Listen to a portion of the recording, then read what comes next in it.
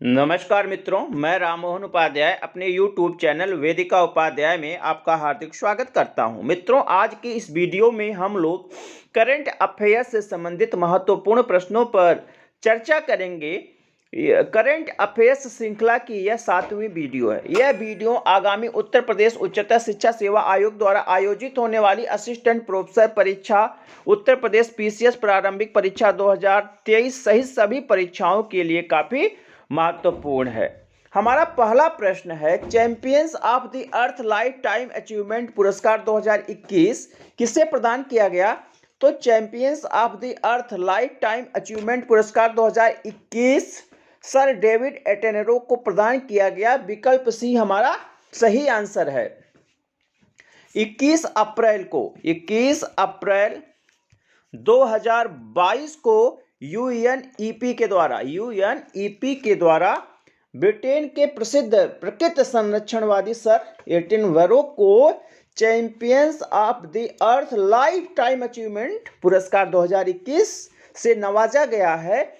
और यूएनईपी का मतलब यूनाइटेड नेशन एनवायरनमेंट प्रोग्राम के तहत जो है इनको यह पुरस्कार प्रदान किया गया है। इसी प्रकार से एक पुरस्कार और प्रदान किया गया है, champions of the earth 2022। Champions of the earth 2022 पुरस्कार जो है यह जो है भारत की प्रसिद्ध वन्य जीव वैज्ञानिक पूर्णिमा देवी को, यहाँ पे पूर्णिमा, भारत की प्रसिद्ध वन्य जीव वैज्ञानिक पूर्णिमा देवी को नवंबर 2022 में प्रदान किया गया है। और यह पुरस्कार जो है संयुक्त राष्ट्र का सर्वोच्च पर्यावरण पुरस्कार होता है। कौन सा? चैंपियंस ऑफ द अर्थ पुरस्कार 2022। और उनको यह पुरस्कार उद्यमिता श्रेणी में प्रदान किया गया है। पारिस्थितिकी तंत्र की रोकथाम के लिए जो है उनको यह पुरस्कार प्रदान किया गया है। और उन्होंने जो है अपने प्रयासों के द्वारा जो है प्रकृति तंत्र में जो क्षरण होता है उसकी रोकथाम के लिए क्रांतिकारी कार्य किए थे। और जो पूर्णिमा देवी हैं, यह हरगिला आर्मी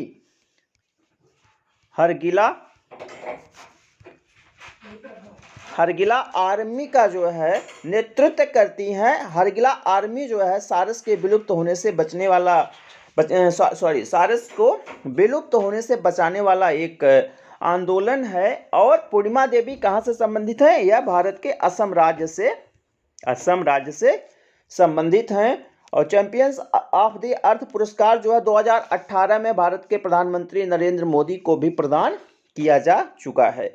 इसको मैंने आपको इसलिए बताया है कि champions of the earth life time achievement अगर पुरस्कार पूछा जा रहा है 2021 का पूछा जा रहा है, जो कि अप्रैल में दिया गया है, और नवंबर में चैंपियंस ऑफ द अर्थ पुरस्कार दिया गया है। बस इतना हमें ध्यान देना है, कहीं मिक्स न हो जाए।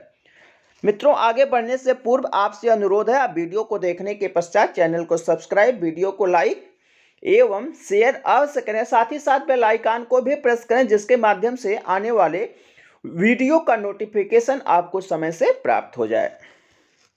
हमारा दूसरा प्रश्न है, Kaveri south wild life sanctuary स्थित है? तो Kaveri south wild life sanctuary Tamil Nadu में स्थित है। विकल्प डी हमारा सही आंसर है। 8 नवंबर 2022 को जो है तमिलनाडु सरकार के द्वारा इसे एक वाइल्ड लाइफ सेंचुरी के रूप में अधिसूचित किया गया है। और यह जो है तमिलनाडु के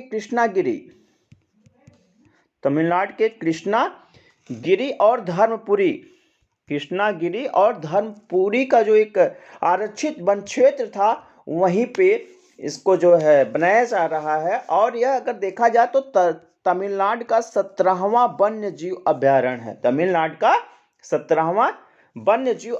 है। तो विकल्प डी तमिलनाडु हमारा सही आंसर है।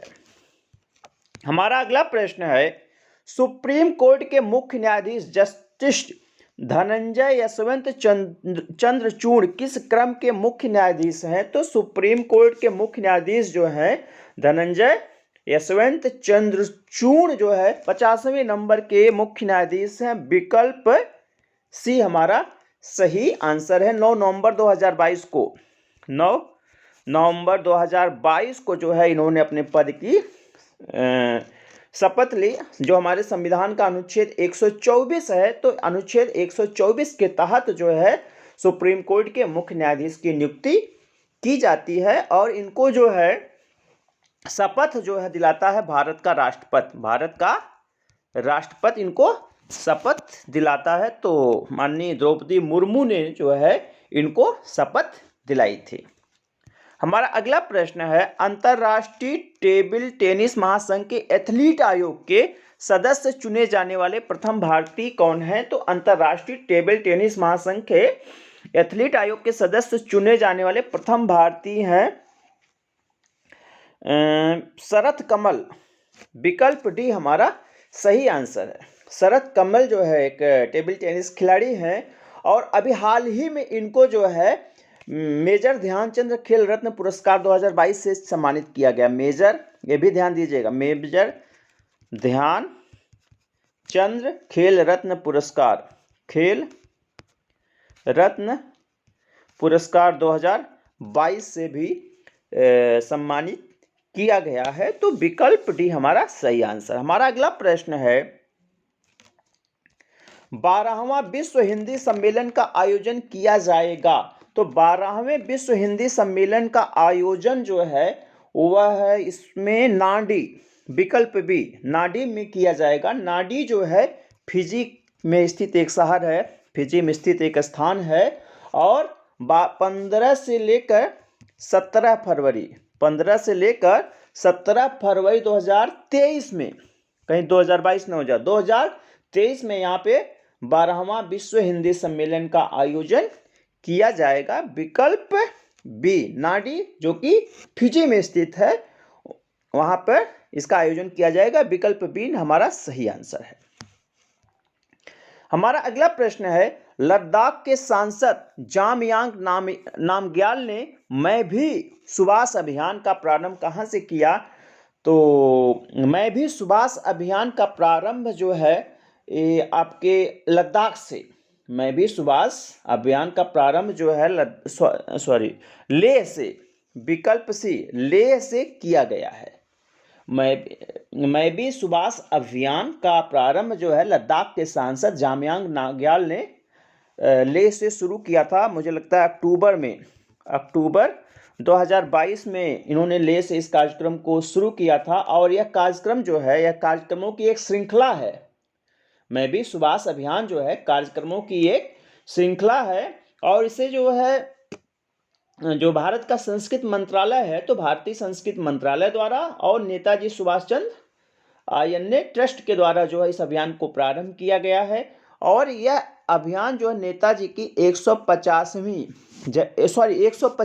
जन्म जयंती के मौके पर शुरू किया जा रहा है, और इसका उद्देश्य है कि स्वतंत्रता संग्राम में नेताजी के योगदान के बारे में लोगों में जागरूकता फैलाना। और नेताजी का जन्म दिवस कब मनाया जाता है? 23 जनवरी को मनाया जाता है, जो कि आने ही वाला है। तो विकल्प सी ले हमारा सही आंसर। हमारा अगला प्रश्न है,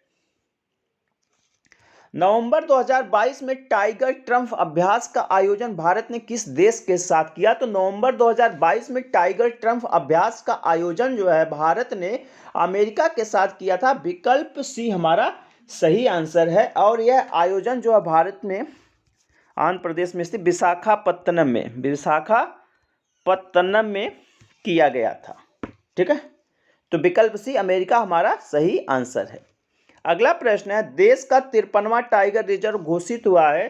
तो देश का 53वां टाइगर रिजर्व जो है वह रानीपुर को घोषित किया गया। विकल्प बी हमारा सही आंसर है। रानीपुर जो है उत्तर प्रदेश के चित्रकूट जिले में अवस्थित है, चित्रकूट जिले में अवस्थित है, और यह उत्तर प्रदेश का चौथा टाइगर रिजर्व होगा। उत्तर प्रदेश का चौथा टाइगर रिजर्व होगा। जैसे कि पहला है दुधवा, और इसके बाद पीलीभीत और अमनगढ़, और चौथा रानीपुर। यहाँ पर जो है बाघ, तेंदुआ, भालू, सांभर, चित्तीदार हिरण, चिंकारा आदि जो है संरक्षित किए जा रहे हैं।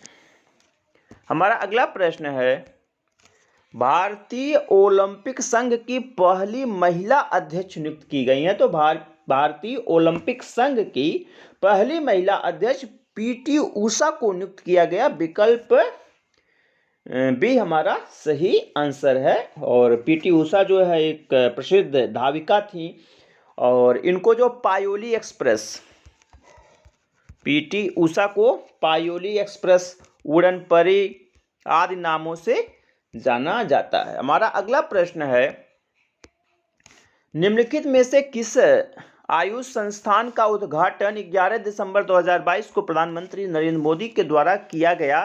तो इसमें पहला है यहाँ भारतीय हो गया, भारतीय होना चाहिए, अखिल भारतीय आयुर्वेद अनुसंधान संस्थान। अखिल भारतीय आयुर्वेद अनुसंधान संस्थान जो है कहाँ पे, इसकी लोकेशन भी पूछी जा सकती है, तो यह है गोवा में। अखिल भारतीय आयुर्वेद संस्थान गोवा में अवस्थित है। दूसरा है राष्ट्रीय, यह भी है, इसका उद्घाटन प्रधानमंत्री के द्वारा किया गया है। विकल्प बी है राष्ट्रीय यूनानी चिकित्सा संस्थान। राष्ट्रीय यूनानी चिकित्सा संस्थान जो है यह उत्तर प्रदेश के गाजियाबाद में है।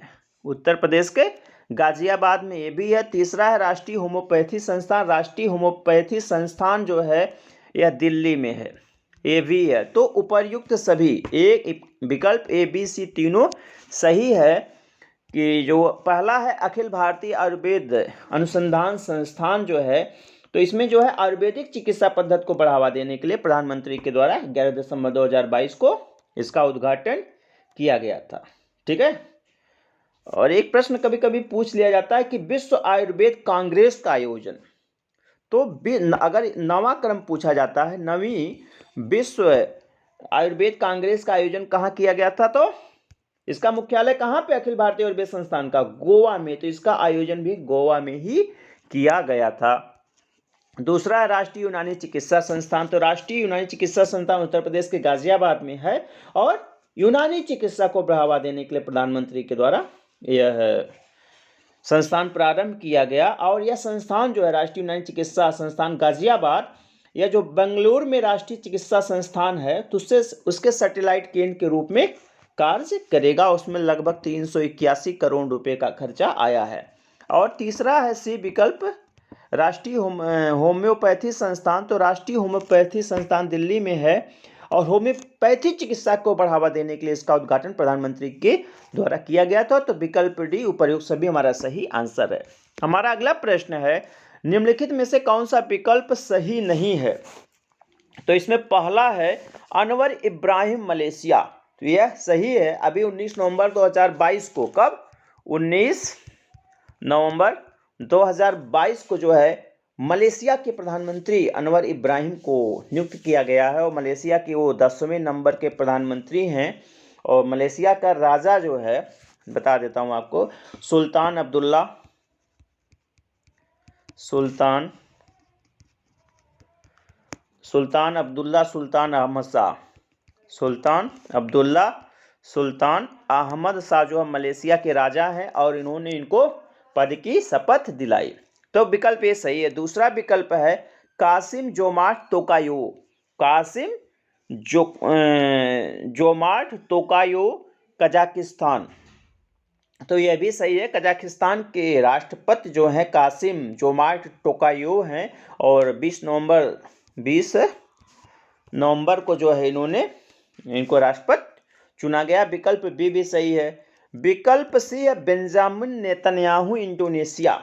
तो बेंजामिन नेतन्याहू जो हैं वह इंडोनेशिया के प्रधानमंत्री नियुक्त नहीं किए गए हैं, बल्कि जो है इजराइल के, कहाँ के, इजराइल के प्रधानमंत्री नियुक्त किए गए। बेंजामिन नेतन्याहू इजराइल के नए प्रधानमंत्री नियुक्त किए हैं। कभी कभी नेसेट पूछा जाता है, नेसेट, तो यहाँ की संसद का नाम है, इजराइल की संसद का नाम है नेसेट।